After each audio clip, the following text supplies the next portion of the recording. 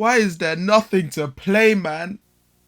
Ah, that makes sense. Roblox has got to be one of the most soulless, disappointing and stale platforms at the current moment. I hop on expecting indie game heaven where every day I'd find something cool and original to play. But in reality, all I see is the same retention grabbing products forced to the front page of the website. See, Roblox has the problem of being a pretty decent engine but a terrible platform. Games take time and effort to make, so at the end of the day you're going to want to make profit off of all of your hard work. Well, how do you do that on Roblox? Sell your soul, that's how. To make money directly from your game, you need to use Roblox's DevX system, which allows you to turn Robux into real money at quite frankly a disgusting rate. You can cash out at a minimum of 30,000 Robux, which will lend you around $105. Here's the catch though, 30,000 is actually $375 worth of Robux, which means developers only get that's the problem. The payout is so abhorrently low that developers need to make a money printing machine just to scrape by. Many games have what I like to call the monetization wall, where there's just a bunch of buy prompts everywhere showing you all the in-game purchases. For older people, sure, you just ignore it, but for a child with no concept of money, when they join a game and all they see is bright colors and fancy prompts, they're gonna cave in and spend their mother's credit card. The worst monetary system by far is spins though. Let's be real, it's just gambling. Even if there's no real money involved, the concept is still harmful enough and addictive. There is no joke an entire game on this platform where you just roll for auras.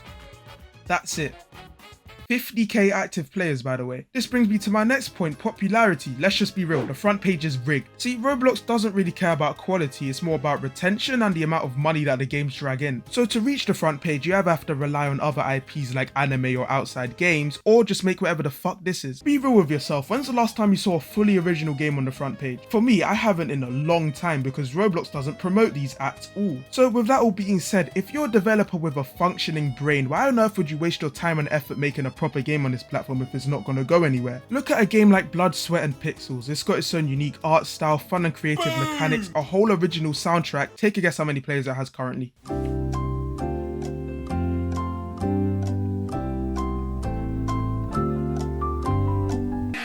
Wrong, if you said any of these, it's 9. How comes a unique game like this only gets around 10 active players, but generic anime battlegrounds game number 82 gets tens of thousands? We got Jujutsu Shenanigans, Realm Rampage, The Strongest Battlegrounds, Ultimate Battlegrounds, Seas Battlegrounds, Heroes Battlegrounds, Sorcerer Battlegrounds, Z Battlegrounds, Legend. All these games are the goddamn same. Same combat, same UI, same skill system, same dash system, same ultimate system, damn near same everything. You might be thinking, oh wow, stupid YouTuber discovers a genre. Well, no. Genres will often feature different games with similarities, but they'll still feel unique, not the same damn game with varying levels of quality. Be real with yourself, what splits any of these games apart other than that one having slightly better VFX and this one having your favorite anime character in it? Every time I play Jujutsu Shenanigans, I'm stuck thinking, what makes this game in particular so special?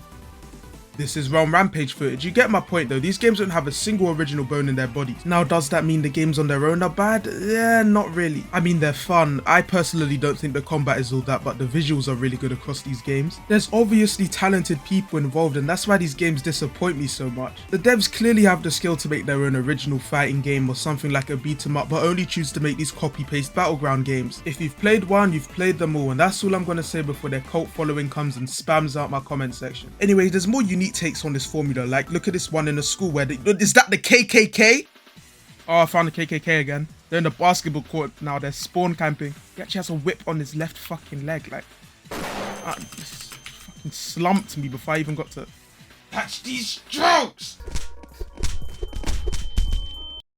I miss bandit beaters. Actually, no I don't, these were dry as hell. If you don't know what these are, they're attempts at an RPG, but instead of focusing on variety and actual fun, these were focused on grinding, and more grinding. It didn't help that every game in this genre had the same structure. Go there and fight 5 bandits, now go there and fight 5 more. Oh wait, sorry, there might be a big bandit there this time, my bad. Okay, well that just sounds like a quest structure. Every single RPG on the planet has that. You see, no, the issue with these games is there was no variety at all. And these games were so popular as well, I really don't get it. These were mediocre at best. You know why I hate these so much is because I love RPGs and these games were the closest we got to full-scale games on this platform. I don't know, man. These games are living proof that Roblox players will play anything as long as there's anime characters in it. Thankfully though, nowadays these are barely as popular. The only one I really see is Blox Fruits, and you know what, good riddance honestly. Sadly, as one problem disappears, a new one sprouts itself in the form of...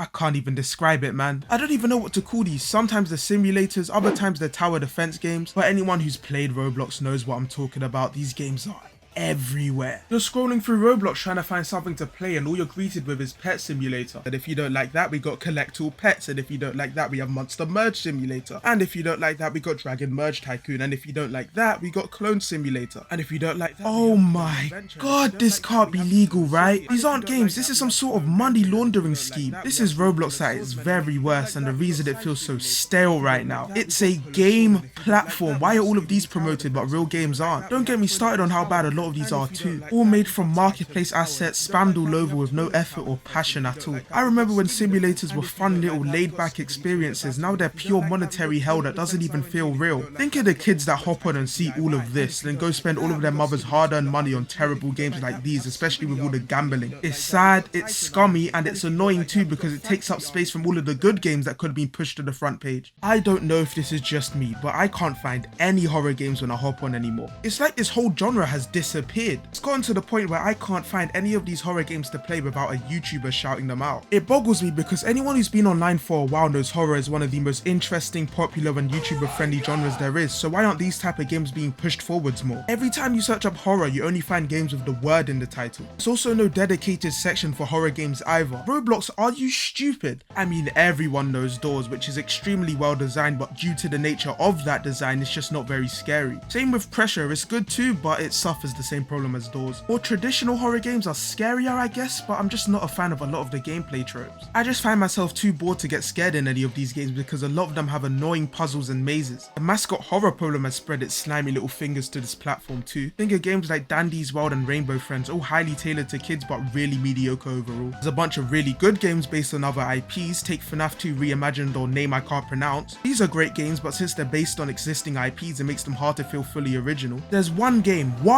that's actually scary that's pushed to the front page. Ugh. This game has been dominating for a while. It's so popular to the point it gets full on crossovers too. Now, am I the target audience for this game? Nope. Do I still play it from time to time? Yes, I'm only human, come on. As soon as you load in, the game teaches you two things. Men don't get shit and broke people don't get shit. Here's footage of the male options, and here's what you get for free.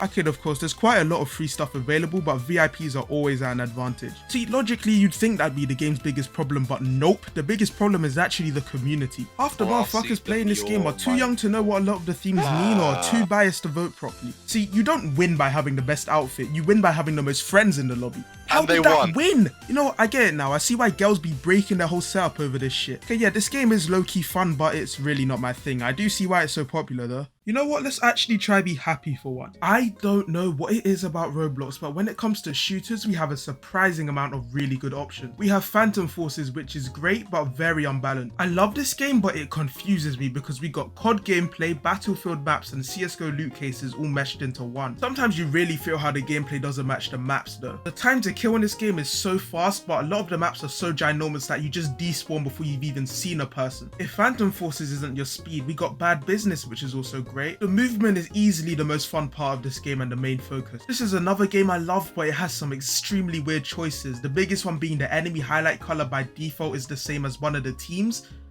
This is just really weird. You can change it in the settings thankfully, but I don't know why it's like that by default. If you want movement times a million, Merc Fleet is a super underrated game you should play. It's one of the fastest paced shooters I've ever played, and if you could tell by the footage, my laptop couldn't even keep up. Speaking of underrated, does anyone remember Polygon? This game was so fun for the time it was available for. Nowadays it's gone the rip. Fighting is one of the best games on this platform by far. It's well designed, got a unique art style, and is one of the most fun games I've ever played. I highly recommend you check this out. It's better than current Overwatch if I'm being honest. If you want something more 1v1 focused, you can also play Rivals. This game is insanely popular right now, and I don't think it's the best, but it's still pretty fun. See, this is how you do a genre. Each of these games all revolve around the simple mechanic of shooting enemies, but all feel so different from each other. Platformers are on the same level as well. We'll just pretend that obbies don't exist and look at everything else. First, let's start with a classic, Adventure Forward 2. I banged this one out as a child. There's so much simple fun to be had here. While it doesn't have any crazy mechanics or of physics, the game more than makes up for it with its really good level design and sheer amount of variety. Another game I played so much as a kid was the Doom Wall 2. In this game you had to race other players to the end while being chased by this massive wall, and you could even fly too. Sadly, now the game is barely functional and completely dead, but I miss this so much. More recently I stumbled across Stars Align, which actually blew me away. It's more of an engine demo at the current moment, but this demo features several mini stages that are all really well designed. They all have varying levels of difficulty. My personal favourite is the hidden stage Waterworks. Even as John platforming I was struggling a little bit. Mechanically this game is amazing, the controls are really crisp,